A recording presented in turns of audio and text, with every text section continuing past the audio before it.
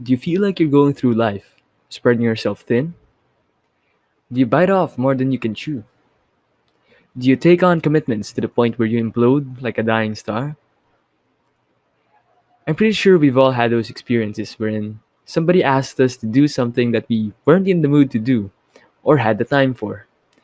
Despite nudges from our tired, aching bodies to say otherwise, we respond with a resounding yes or sure without giving it much thought.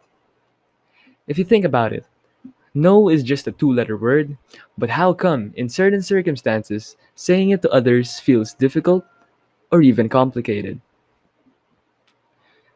Let's move on to why saying no is difficult.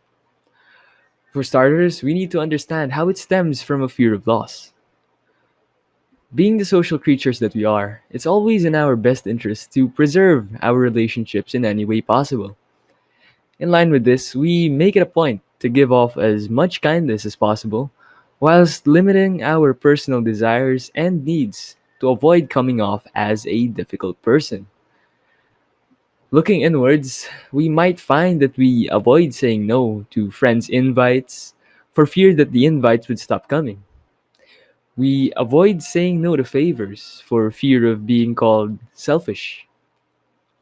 We avoid saying no to projects or opportunities for fear of being labeled as lazy or unproductive. In a world where doing more and becoming more is glorified, we consistently expend precious life energy just to maintain the mental image of what people perceive us to be. Now, at what cost?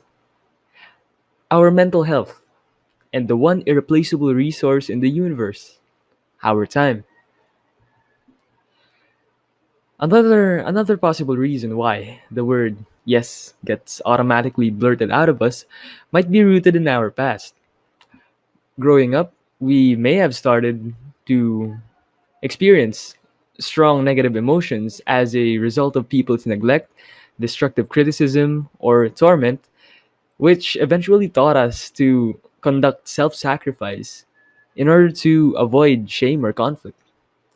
As a result, we can sometimes experience difficulties advocating for our own needs and resort to people pleasing habits just to gain the favor of others around us. With that in mind, when should you say no?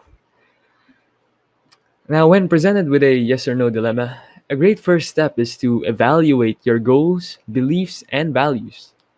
From there, you can determine which decision, yes or no, will bring you closer to them.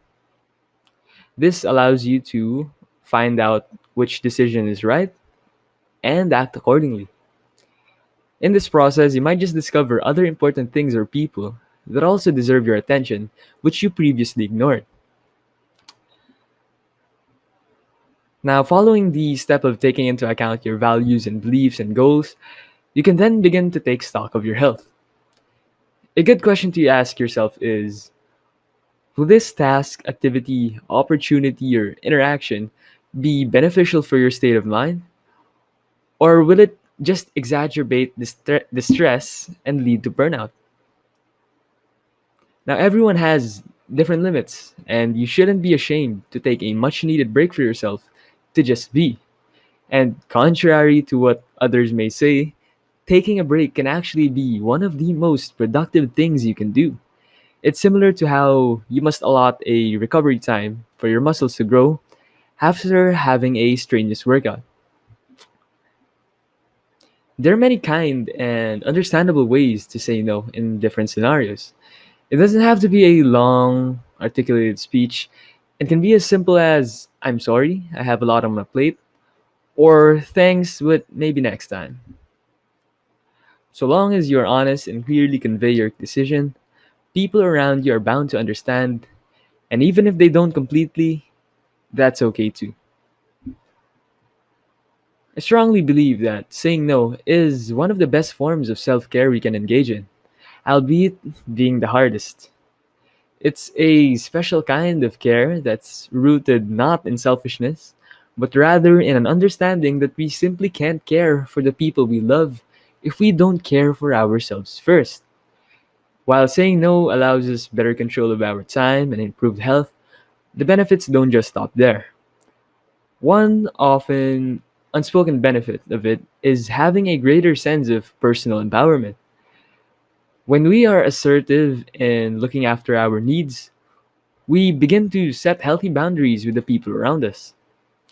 This allows others to know how much they can expect from us, and in turn, prevent us from unnecessary self sacrifice and people pleasing behavior.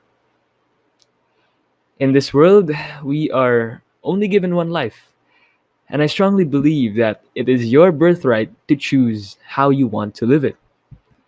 Self love can be found within you, and the more you start purposefully saying no, you can access more happiness and peace. At first, it can be difficult, but after some practice and habituation, it can become second nature.